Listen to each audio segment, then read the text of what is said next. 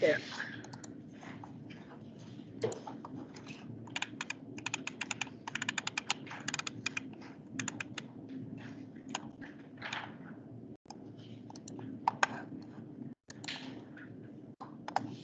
Okay, so it seems like so long ago now.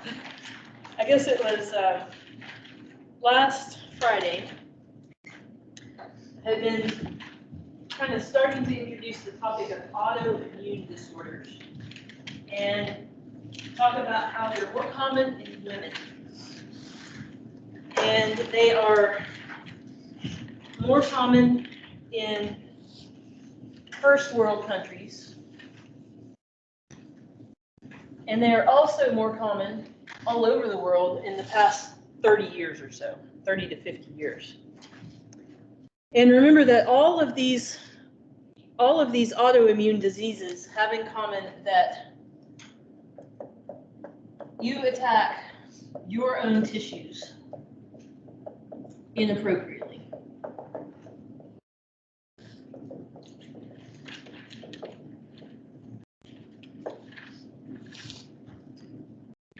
You're attacking your own self and damaging your own self, thus autoimmune. Let me share I am on table 14.2, selected autoimmune diseases. Thanks for asking that question. Yeah. So in auto or self-immunity, you're attacking your own tissues, and this is happening because your immune cells didn't learn self from foreign.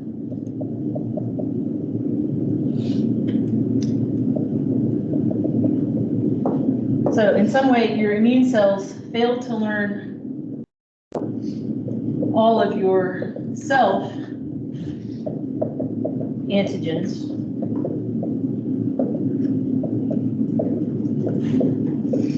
which they are then supposed to leave those alone and not attack them. So we think that that's supposed to happen when you're young. So say before you're about 12 years old, the immune cells in your body are supposed to be educated on all the different shapes that you contain. And that education process is supposed to teach them not attack our own body, but it seems that something has gone wrong there. And this is a very active research area. The different autoimmune responses. So we see some examples here of different autoimmune diseases. They can be type 2 or 3 or 4 hypersensitivities in the way that they actually display. It could be any of those. So they don't fall into just a single category of hypersensitivities. Different ones have different mechanisms. But we've got here several examples of kind of what are the top autoimmune diseases in the US. So I do want you to know a certain list of these, like, yes, that is an autoimmune disease, and some real basics of what they are attacking. So some of them we already learned about. We have lupus, which can also be abbreviated SLE. And that is a body-wide inflammation. It's hard to pinpoint exactly where the problem is because it tends to be in various places all over the body. We talked about rheumatoid arthritis.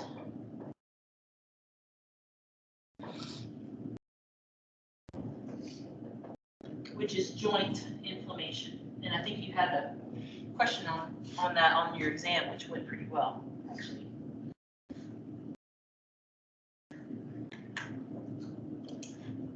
Another example is Graves' disease.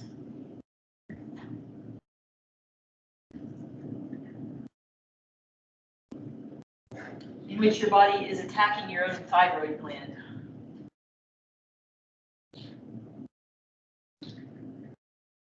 We learned about that in a little bit in AMP 2.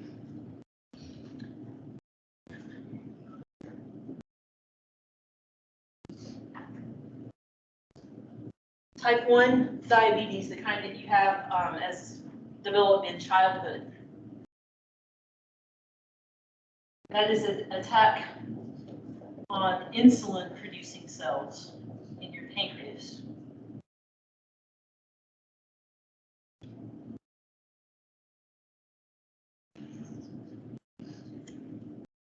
And then the other ones I will write over here and have a few slides that depict those. And I'm going to add a couple on here that are not on this this particular slide, which are going to be,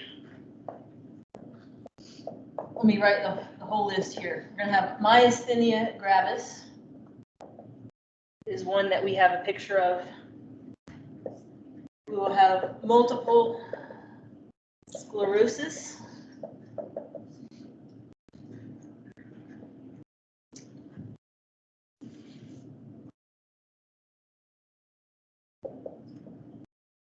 Crohn's, one called Crohn's disease, and one called Raynaud syndrome. So how many is that? 8. These might end up being a matching on our final exam. I'm not sure yet, but these are the 8 that I want you to know. Yes, these are autoimmune diseases, and what's the major body system that they affect?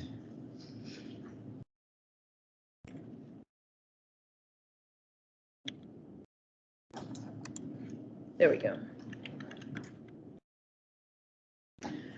So we'll first take a look at the particular disorder called myasthenia gravis. This one causes paralysis of the throat.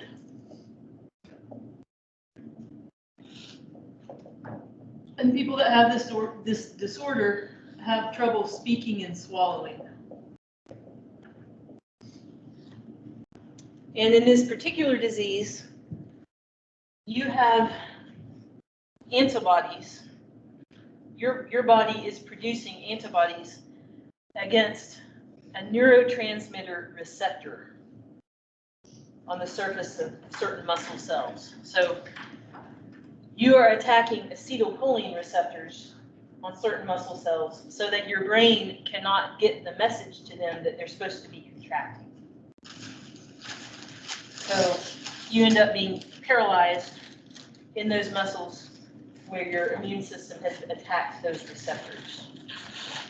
This like gotta be so scratchy. This one will be like 10% softer. I need Kleenex.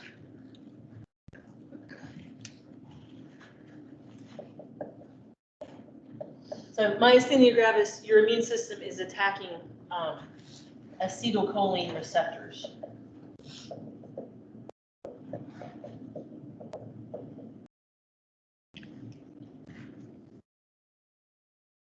I guess that's the only one I have a picture of it. Multiple sclerosis, your immune system is attacked on myelin sheaths.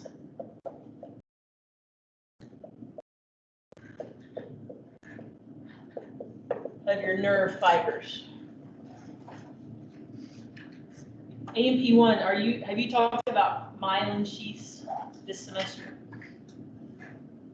Like it could literally be Friday or something. You'll have that before we get to the end of the semester. So it's like the insulation around your neurons. And so your neurons can't maintain electrical signaling.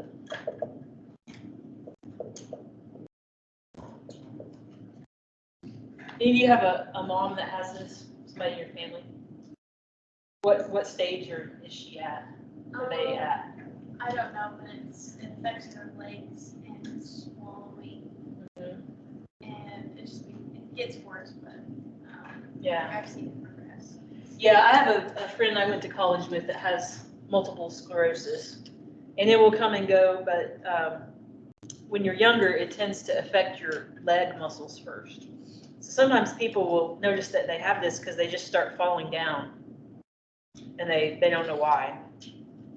And it can kind of cause you to lose motor control in the early stages. And then she's doing really well, relatively well. Crohn's disease is involving an immune attack where?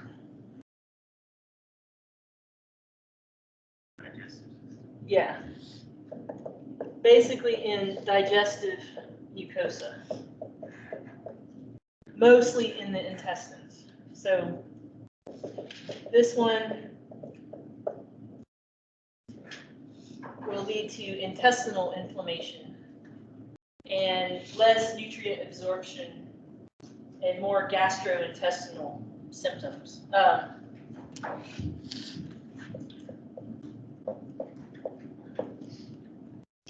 Crohn's, colitis, and irritable bowel syndrome all kind of go together, and they all seem to have an autoimmune component to them.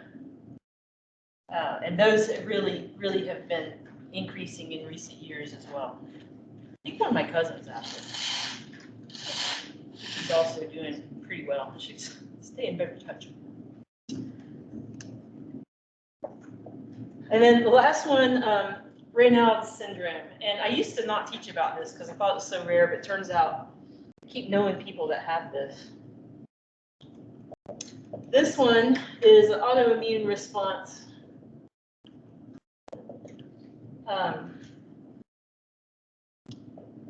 in the circulatory control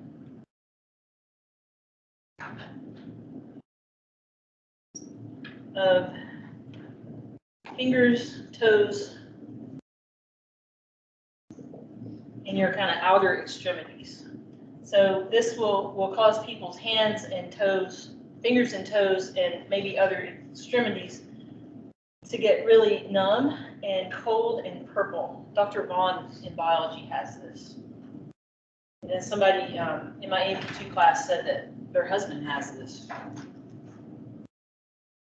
So your immune system is attacking the control system of opening or closing circulation out in your extremities. So if your hands get too cold, they'll get numb, and you have trouble with your fine motor control. That one's called Raynaud's syndrome. All different kinds of autoimmune disorders are a really intense research focus right now. And in the next 20 years, a lot of these are going to have much better treatments based on engineered antibodies and what we would call immunotherapy. So if there's people in your family or you yourself that have autoimmune diseases, like you should be watching out for clinical trials to get in them, because I think that there's going to be a lot of advances in treatments for these.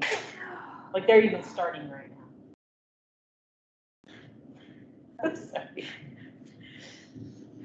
Do you have a cold or are you just allergic to something? Or both? You don't know? Yeah.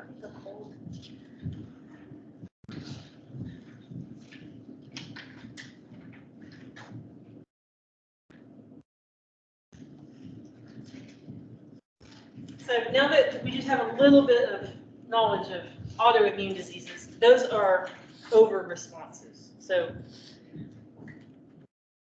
in a little while since we started this unit, I'll go back to this slide and remember that our immune systems can over respond to something that's not a danger, and we call those hypersensitivities. Autoimmune diseases can be type 2, type 3, or type 4, but they would be included in this category of hypersensitivities. The opposite problem is that your immune system is not responding enough to an actual danger, and those are the hyposensitivities. So that's where we're heading next, is how do those happen and what are some examples? So I'm on the slide now that has primary immunodeficiency and secondary immunodeficiency.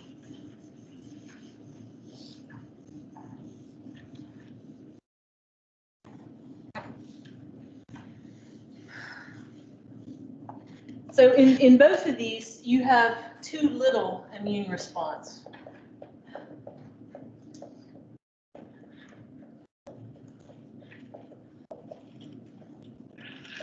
To things that actually are dangerous. So you have too little immune response to true dangers. And depending on how you got that way, we classify them into these different categories.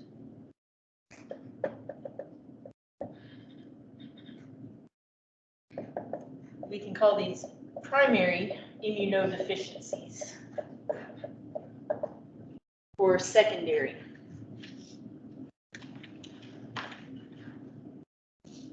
I think we wrote these down already. What makes it primary?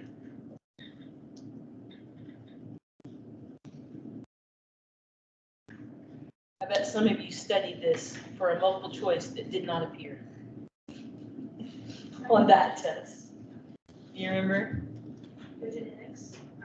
Yeah, you're born with it. So this has a direct genetic cause and you were born with it.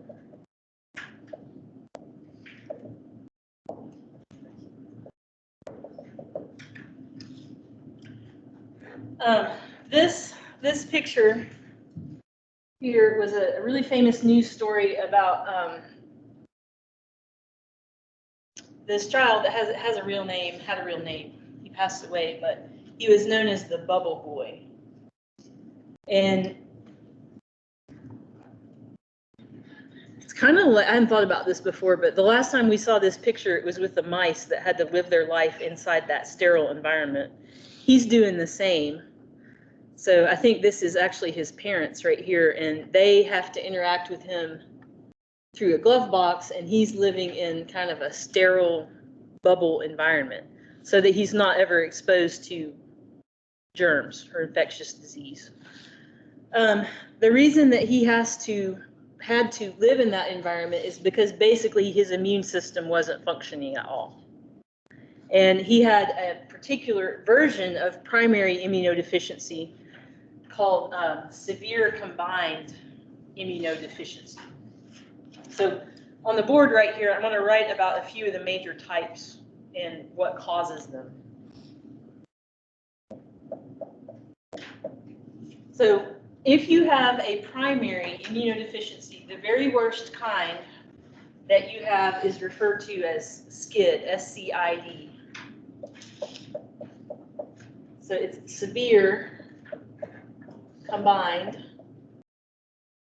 immunodeficiency.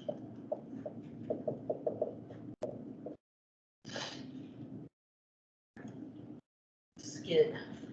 And people that suffer from this condition,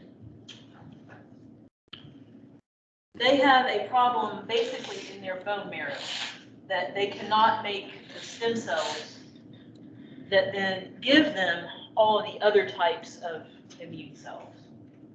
So they cannot make T cells, they cannot make B cells, and they basically don't have a functional acquired immune system.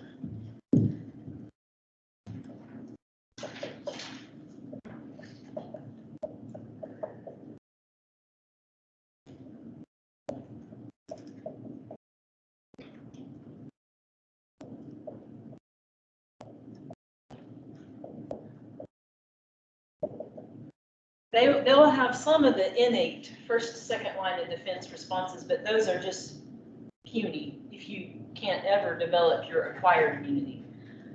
So that's the worst. If you have to have that is the worst type of primary immunodeficiency that you can have is SCID. There are two others that I want to just mention what they're called and what their cause is. They're less severe than SCID, but they're still pretty serious. So there's one example called DeGeorge syndrome. And that arrow up there where it's pointing to, this is where DeGeorge syndrome happens. It's a problem with T cell maturation. So they can make the immature T cells in the bone marrow. That's going okay. But the T cells are not able to gain their education in the thymus. And so people that have DeGeorge syndrome can't form mature T cells.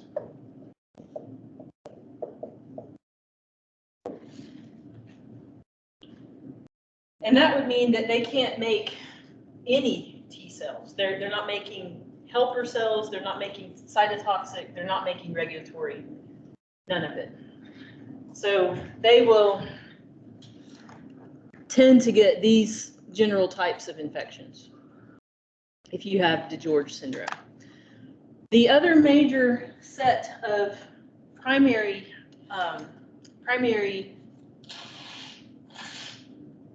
immunodeficiencies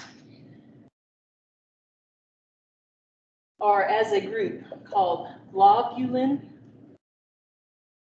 Slow down and spell this correctly. Globulin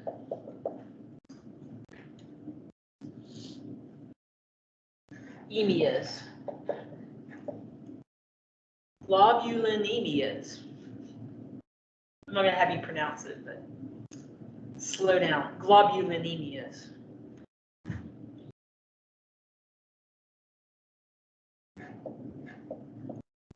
Like immunoglobulin, that same root word. So globulinemias are antibody-based disorders.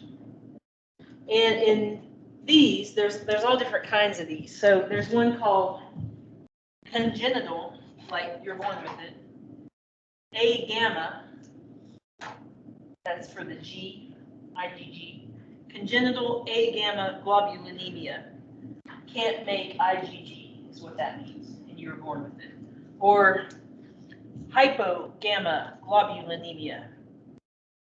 Can't make enough IgG. So this set of disorders, the people have B cell dysfunctions.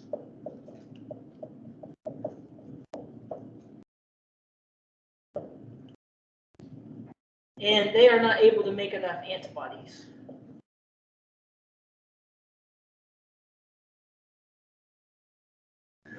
So their T cells are okay, but their B cells are not able to make enough antibodies through them.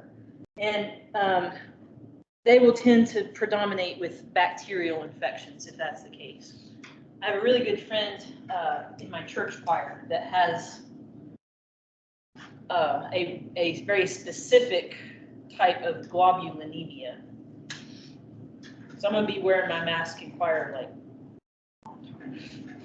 a long time.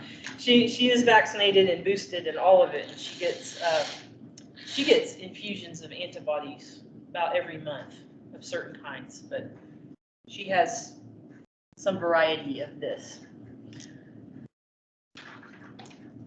There's other ways that you can lose your acquired immunity even if you weren't born that way. So those are the secondary immunodeficiencies. And these, the secondary, you develop those during your lifetime. You're not born with it. It's not completely dependent on your genetics like the primaries.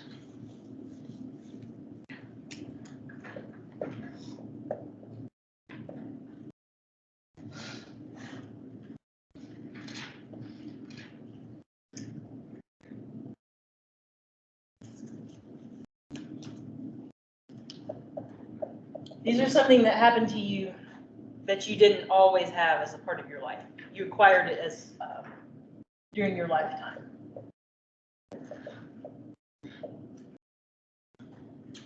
And these have a lot of different particular causes. So certain infections.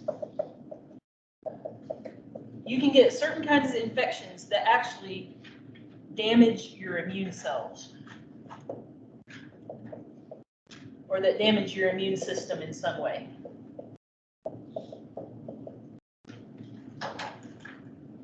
You weren't born with the problem, but you got an infection, and the infection attacked your immune system, and now your immunity doesn't work as well.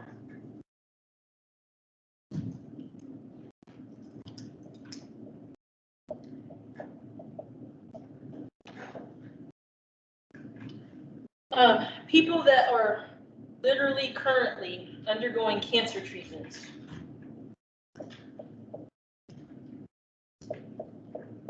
would be considered to temporarily have a secondary immunodeficiency because their cancer treatments suppress their immune system.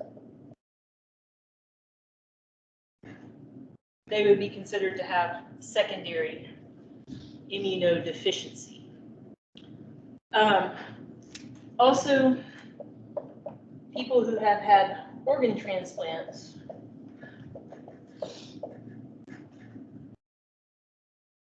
and if they're taking drugs to prevent organ rejection, they would be considered to be in the group of secondary immunodeficiencies.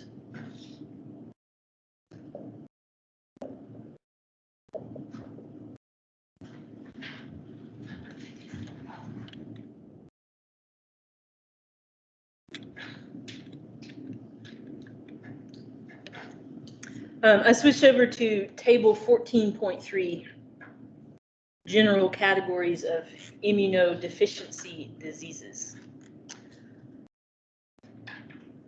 And it shows also on here a couple of, one other category of secondary immunodeficiencies, which are people who have age extremes. Like you're really old or you're very, very, very young. Or you are pregnant. Or you are under severe ongoing stress that you can't avoid. All of those things also would somewhat reduce immune function.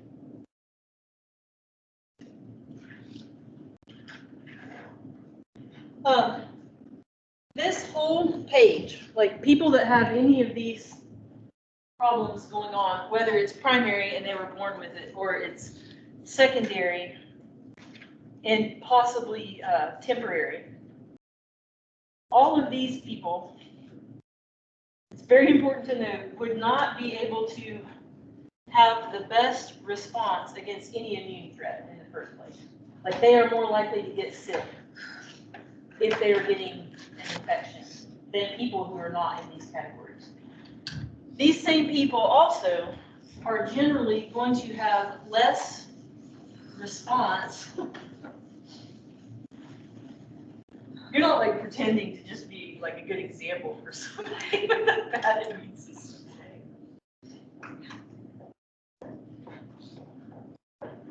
Okay. So these groups are at high risk of infection.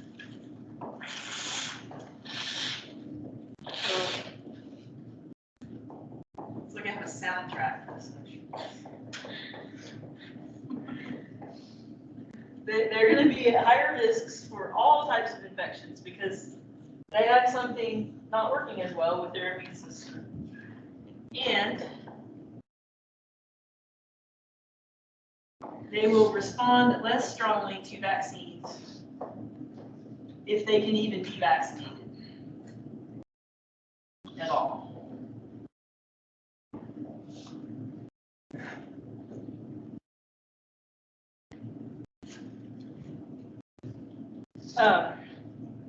This is something that's so important to our discussion around vaccines because there's a very important and valid question that people ask, like, if I don't get vaccinated and you get vaccinated, like you're going to be okay, and why does it matter what I do? And if nobody had these categories of problems, that would be true.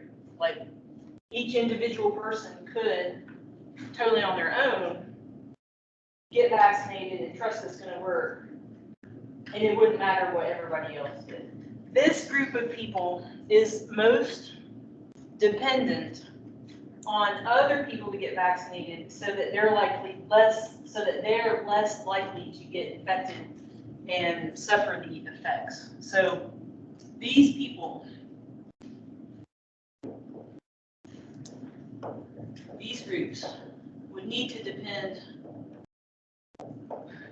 more on herd immunity than others, let's say.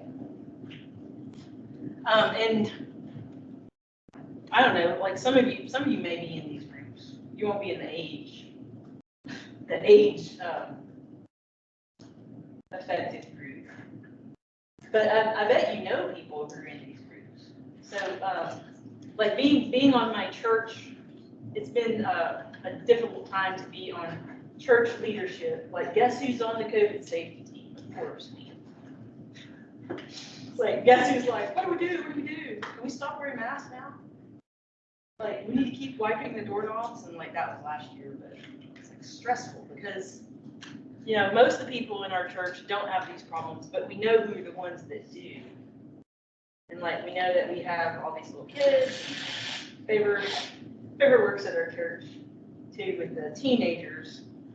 But I don't know, like we try to make our guidelines so that people still feel like they can come to church, but we also want to protect the ones in our church that we know have these issues. So your vaccination status does affect more than just you. And we have another elder, we're called elders, young people, just our leadership in our church, and his son is dying of cancer. And like, I just think about that all the time because they're vaccinated. Everybody around the son is vaccinated, but he can't because he's dying of cancer. Like, they just, I don't know. This is, if you're in both AMP2 and today, this is like medical grace day. It's like pregnancy and pregnancy loss day in AMP2, but I don't know, like knowing how our body works needs to affect our decisions about our health and then our neighbor's health. And I feel like really strongly as a Christian that we say that we always talk about the least of these. Like, we should be protecting the least of these. In infectious disease, this is your list of the least of these who need protection from their community. They're depending on other people to try to get up to herd immunity in some way so that they are not going to have the most serious effects of these infections. So, and I think it's hard to understand that until you even know how immunity works. Like, that's the challenge. How do you get this concept across to people, like when you're a nurse or when you're a physical therapist or whatever you're going to do, to people who don't know what a B cell is? That's a challenge. It takes kind of a long time to explain that. But now you know some more about it. So some of you will, like, you'll be caring for these people. They're a larger percentage of who's in intensive care than people who don't have immunodeficiencies. So yeah, I guess it's time to stop. And I know that we're behind. Like, if you look on the schedule, we're behind. But it's so important to know this before you go start doing nursing and before you all start being on the COVID safety, of your church and so on. So now I have all this recorded in a video. It's great. It's going to be an unlisted video for class purposes.